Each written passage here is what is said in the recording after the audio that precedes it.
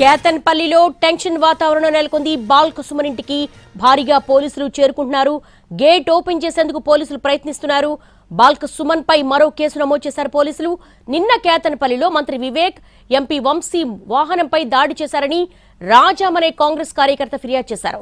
బాల్క సుమన్ తో పాటు మూలా రాజిరెడ్డి, రాజా రమేష్, మేడిపల్లి సంపత్తో పాటు మొత్తం 20 మందిపై కేసు నమోదు చేశారు. రామకృష్ణాపూర్ పోలీస్ స్టేషన్లో పలు సెక్షన్స్ కింద కేసు నమోదు చేశారు. దీంతో పోలీసులు భారీ సంఖ్యలో బాల్క సుమన్ ఇంటికి చేరుకుంటున్నారు. గేటును ఓపెన్ చేసేందుకు ప్రయత్నిస్తున్నారు.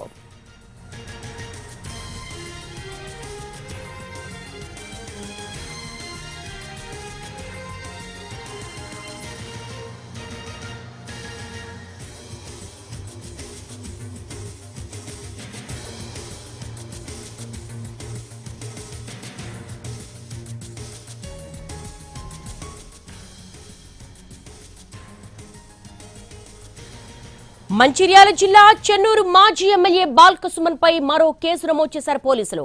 దీంతో పెద్ద ఎత్తున భారీగా పోలీసులు బాల్క సుమన్ ఇంటికి చేరుకున్నారు. అక్కడ గేటును ఓపెన్ చేసేందుకు ప్రయత్నిస్తున్నారు.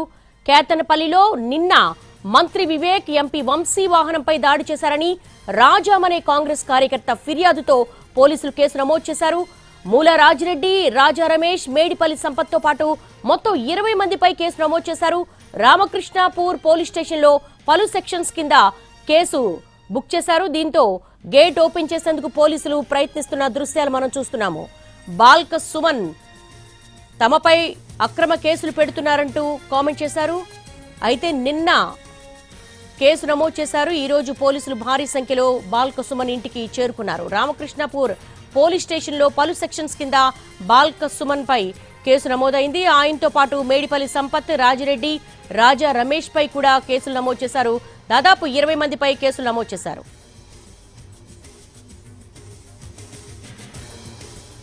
మంచిర్యాల జిల్లా చెన్నూరు మాజీ ఎమ్మెల్యే బాల్క సుమన్ అరెస్ట్ చేసేందుకు పోలీసులు పెద్ద ఎత్తున ఆయన ఇంటికి చేరుకున్నారు.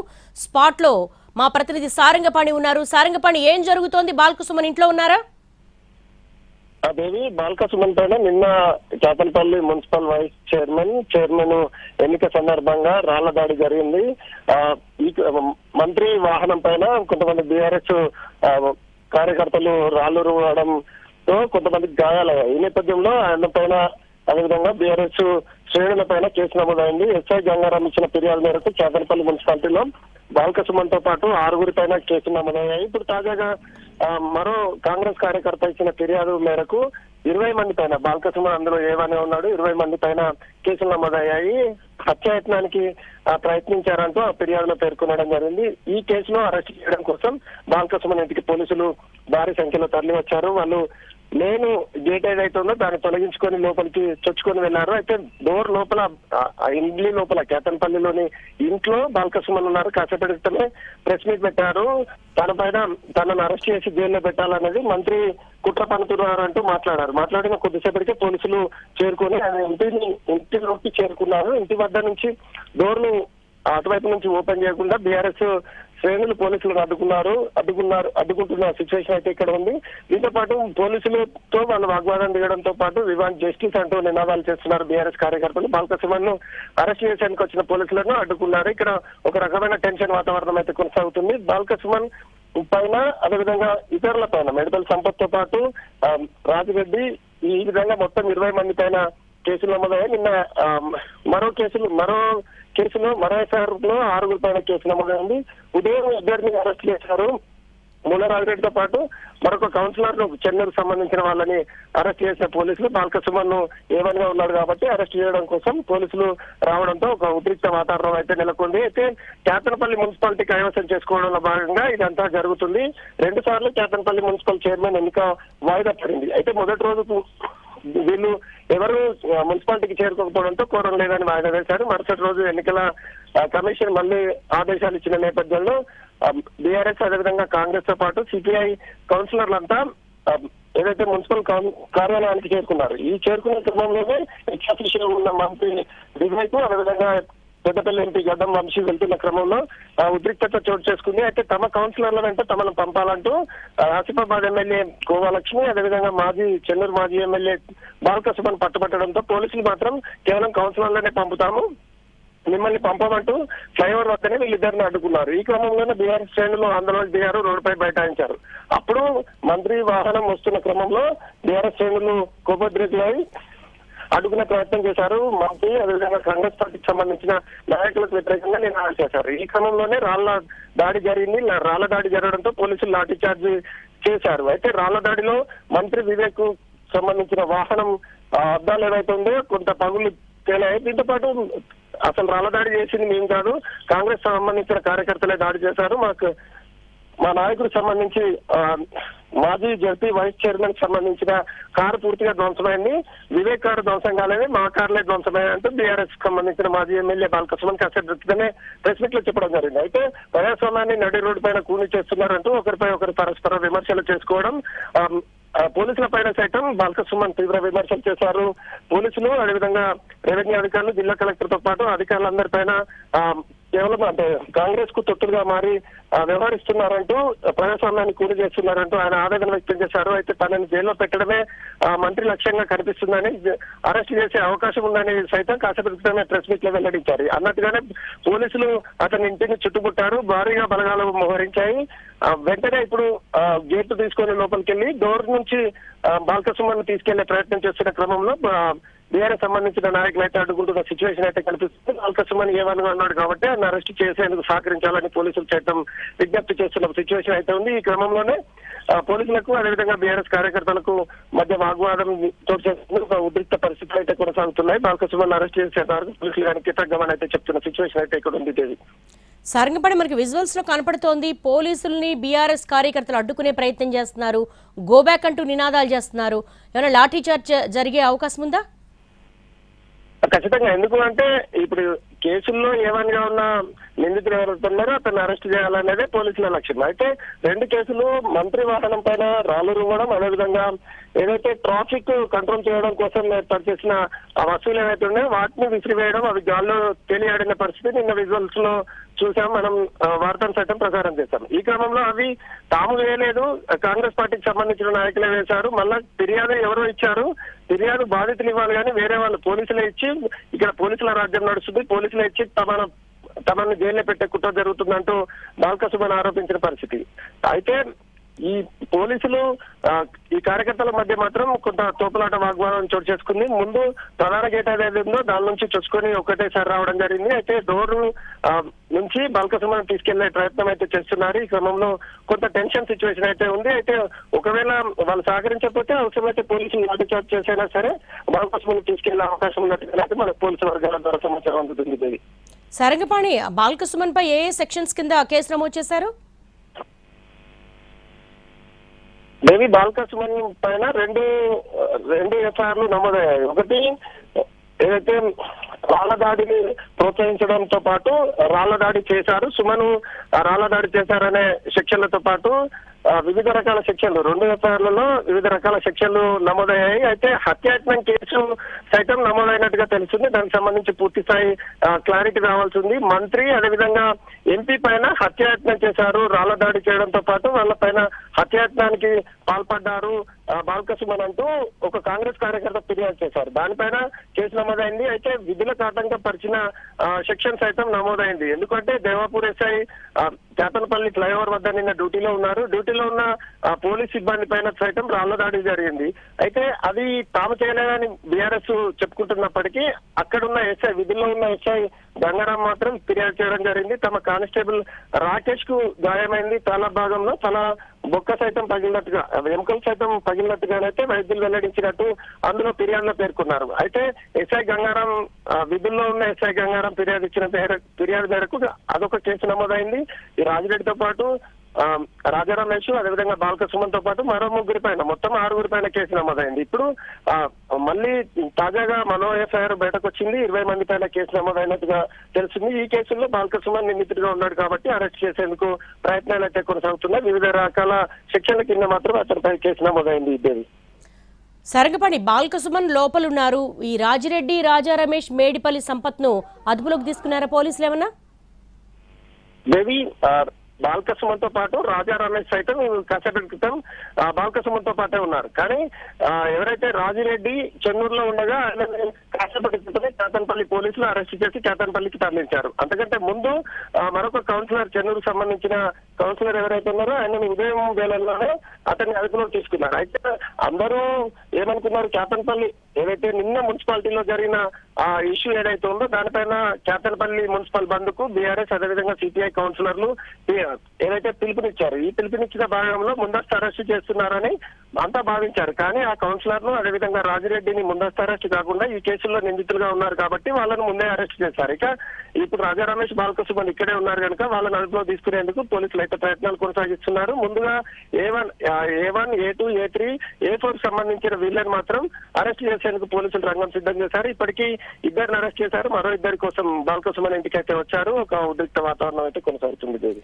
సారంగపాణి, పరిస్థితి చూస్తుంటే పోలీసుల్ని కార్యకర్తలు పెద్ద ఎత్తున అడ్డుకుంటున్నారు. గేటు ఓపెన్ చేసే ప్రయత్నంలో వాళ్ళు అడ్డుగా నిలబడి గో బ్యాక్ అని అంటున్నారు. అడిషనల్ సెక్యూరిటీ ఏమైనా కావాల్సి ఉంటుందా, లేకపోతే ఎందుకంటే భారీ సంఖ్యలో కార్యకర్తలు చేరుకుంటున్నారు? నిన్ననే బాల్క సుమన్ అరెస్ట్ చేసేందుకు పోలీసులు ప్లాన్ చేశారు. కాకపోతే ఏదైతే మున్సిపాలిటీలో జరిగిన గొడవ, అంతకంటే ముందు రాళ్లదాడి, అదేవిధంగా వాగ్వాదము, తోపులాట, లాఠీ చార్జ్ ఈ ఇష్యూల నేపథ్యంలో పోలీసులు కాస్త వెనక్కి తగ్గినట్టుగానైతే మనకు సమాచారం ఉంది. నిన్ననే బాల్క సుమన్ అరెస్ట్ చేసేందుకు పోలీసులు ప్రయత్నించినప్పటికీ అప్పుడున్న సిచ్యువేషన్ బట్టి అరెస్ట్ చేయడం ఎందుకని భావించినట్టుగా తెలిసింది. అయితే తాజాగా చూసుకుంటే ఆ కేసులు అదేవిధంగా ఫిర్యాదులు ఇవన్నీ విచారాలు కనుక అతన్ని అరెస్ట్ చేసేందుకు మాత్రం వచ్చారు. భారీ సంఖ్యలో అంటే మంచిర్యాల జిల్లా అధ్యక్షుడిగా ఉన్నారు బాల్క సుమన్. దీంతో పాటు అక్కడ మంచిర్యాల అదేవిధంగా బెల్లంపల్లి సంబంధించిన మాజీ ఎమ్మెల్యేలు నిన్ననే బాల్క సుమన్ ఇంటికి చేరుకున్నారు. వాళ్ళ కార్యకర్తలు సైతం ఇప్పటికే చేరుకున్న పరిస్థితి. ఎందుకంటే ఒక సమాచారం అయితే బాల్క సుమన్ కు బీఆర్ఎస్ శ్రేణులకు ఉంది కాబట్టి వీళ్ళంతా ఇప్పటికే జిల్లాలో ఉన్న బీఆర్ఎస్ నాయకులు చాలా మంది బాల్క సుమన్ ఇంటికి చేరుకోవడం జరిగింది. మాజీ ఎమ్మెల్యే దుర్గం సింగ్తో పాటు ఇతర బీఆర్ఎస్ శ్రేణులంతా కలిసి ప్రెస్ మీట్ సైతం ఏర్పాటు చేయడం జరిగింది. ఇది ఒక కుట్ర జరుగుతుంది. కుట్రపూరితంగా కేతన్పల్లి మున్సిపాలిటీని కైవసం చేసుకోవడమే లక్ష్యంగా కాంగ్రెస్ నాయకులు తమకు బలం లేకుండా ఈ విధంగా బెదిరింపులు, ప్రలోభాలకు గురి చేసి లేదా ఈ విధమైన టెన్షన్ వాతావరణం క్రియేట్ చేసి కేతన్పల్లి మున్సిపాలిటీని కైవసం చేసుకోవడమే లక్ష్యంగా కుట్రలు పడుతున్నారంటూ ఆయన ఆరోపించడం జరిగింది. వాస్తవంగా కేతన్పల్లి మున్సిపాలిటీలో 22 వార్డులకు సంబంధించిన వార్డులు ఉన్నాయి. ఇందులో 22 వార్డుల్లో కాంగ్రెస్ పార్టీకి 7 వార్డుల్లో మాత్రమే కాంగ్రెస్ పార్టీ అభ్యర్థులు గెలిచారు. అయితే ముందు నుంచి కేతన్పల్లి అనేది ఒక ఇష్యూగా మారిందని అయితే చెప్పొచ్చు. ఎందుకంటే రాష్ట్రంలో సిపిఐ కాంగ్రెస్ తో పొత్తులో ఉంది. కానీ ఇక్కడ కేతన్పల్లిలో మాత్రం, ఈ చెన్నూరు నియోజకవర్గంలోని కేతన్పల్లిలో మాత్రం బీఆర్ఎస్ సిపిఐ మధ్య పొత్తు కుదిరింది. వీళ్ళు ఇద్దరు కలిసి పోటీ చేసిన నేపథ్యంలో సిపిఐకి సంబంధించిన అభ్యర్థులు 4 గెలిచి కౌన్సిలర్లు అయ్యారు. బీఆర్ఎస్ సంబంధించిన వాళ్ళు 10 మంది గెలిచారు. మొత్తం 24 మందిలో 14 మంది వీళ్ళకి మెజార్టీ ఉంది కనుక, కోరం ఉంది కనుక తామే చైర్మన్, వైస్ చైర్మన్ అంటూ పదవులను సైతం పంచుకున్న పరిస్థితి. కానీ ప్రమాణ స్వీకారం అయ్యేంత వరకు సవ్యంగా సాగిన నిన్న మున్సిపల్ కౌన్సిల్ సమావేశం, ప్రత్యేక సమావేశం ఏదైతే ఉందో ఆ తర్వాత మాత్రం ఆ కౌన్సిల్ సమావేశంలోనే ఆ చైర్లు విసురుకోవడం, అదేవిధంగా గొడవ పడడం అనేది జరిగింది. అయితే బీఆర్ఎస్ వర్షన్ ఒక విధంగా ఉంటే కాంగ్రెస్ సంబంధించిన నాయకులు, మంత్రి వర్షన్ మరొక విధంగా ఉంది. అసలు లోపల గొడవ పెట్టిందే బీఆర్ఎస్ సంబంధించిన కౌన్సిలర్లు అని చెప్తున్నారు. కానీ బీఆర్ఎస్ మంత్రి చెప్తున్నారు. బీఆర్ఎస్ వాళ్ళు ఏం చెప్తున్నారంటే తమలో సిపిఐకి సంబంధించి బీఆర్ఎస్ సంబంధించిన కౌన్సిలర్లను ప్రలోభాలకు గురి చేసే పరిస్థితుల నేపథ్యంలోనే గొడవ జరిగింది. కుర్చీలు వాళ్ళు లిఫ్ట్ చేశారు, మా మీదకి విసిరేశారు అని చెప్పారు. దీంతో పాటు మహిళా కౌన్సిలర్లు ఏవైతే ఉన్నారో వాళ్ళపైన దురుసుగా ప్రవర్తించారు. మంత్రి, ఎంపీ ముందే ఇలాంటి దుశ్శాసన పర్వం కొనసాగిందంటూ బాల్క సుమన్ తీవ్ర విమర్శలు చేశారు. పోలీసులు అదేవిధంగా అధికారులు కాంగ్రెస్ పార్టీకి వాళ్ళకే మద్దతుగా నిలిచారు తప్ప మహిళలను చూడకుండా దుశాసన పర్వం అదేవిధంగా ఎక్కడ పడితే అక్కడ టచ్ చేస్తున్నారంటూ చేసినప్పటికీ ఎవరు పట్టించుకోలేదనే వీళ్ళు ఆరోపిస్తూ వచ్చారు. కానీ అక్కడ అలాంటి సిచ్యువేషన్ ఏం జరగలేదని కాంగ్రెస్ నేతలు ప్రెస్ మీట్ పెట్టి చెప్పడం జరిగింది. వాస్తవంగా ఉన్నది కొంచెమైతే దాన్ని రెట్టింపు చేసి బాల్క సుమన్ బీఆర్ఎస్ నాయకులు చెప్తున్నారంటూ కాంగ్రెస్ నేతలు ఆరోపిస్తున్నారు. ఈ విధంగా పరస్పర ఆరోపణలు, ఒకరిపై ఒకరు రౌడీజం, గూండాయిజం అంటూ వ్యాఖ్యలు చేసుకోవడంతో పాటు నువ్వే చేశావని ఒకరిపై ఒకరు నిందలు వేసుకుంటున్న సిచ్యువేషన్ అయితే ఉంది. అయితే ఇప్పుడు తాజాగా చూసుకుంటే రాళ్లదాడి జరిగింది. రాళ్లదాడిలో మంత్రికి సంబంధించిన వాహనం అద్దం ఏదైతే ఉందో అది పగిలిపోయింది కొద్ది మేరకు. అదే బీఆర్ఎస్ సంబంధించిన ఒక నాయకుడికి సంబంధించిన జడ్పీ మాజీ వైస్ చైర్మన్ సంబంధించిన వాహనం అద్దాలు పూర్తిగా ధ్వంసమయ్యాయి. ఈ క్రమంలో అప్పుడు నిన్న జరిగిన గొడవ కారణంగా కాంగ్రెస్ బీఆర్ఎస్ మధ్య సైతం కొంత గొడవ జరిగింది. కానీ ఇదంతా పెద్దగా బయటకు రాలేదు. ఈ జరిగిన నేపథ్యంలో తమ వాహనాలు ధ్వంసమయ్యాయి, అద్దాలు పగిలిపోయాయని వీళ్ళొకరిపై ఒకరు నిందలు వేసుకుంటున్న పరిస్థితి అయితే కనిపిస్తుంది. అయితే బాధితులు ఫిర్యాదు చేయాలి కానీ పోలీసులు ఫిర్యాదు చేయడం ఏంది? ఇక్కడ పోలీసుల రాజ్యం నడుస్తుంది, అదేవిధంగా గడ్డం ఫ్యామిలీ రాజ్యం నడుస్తున్నట్టు రాష్ట్రమంతా ఇందిరమ్మ రాజ్యం సాగుతుంటే ఇక్కడ మాత్రం గడ్డం ఫ్యామిలీ రాజ్యం జరుగుతుందంటూ బీఆర్ఎస్ నేత ఆరోపించిన పరిస్థితి అయితే ఇక్కడ ఉంది. సరంగపని ఎలా చూడాలి? ఒక మున్సిపాలిటీని దక్కించుకునే క్రమంలో ఇంత పెద్ద ఎత్తున హైడ్రామా చోటు చేసుకుంటోంది. కారు అద్దాలు పగలగొడుతున్నారు, ఒకరికొకరు విమర్శలు చేసుకుంటున్నారు. గతంలో ఇటువంటి వాతావరణం ఉందా?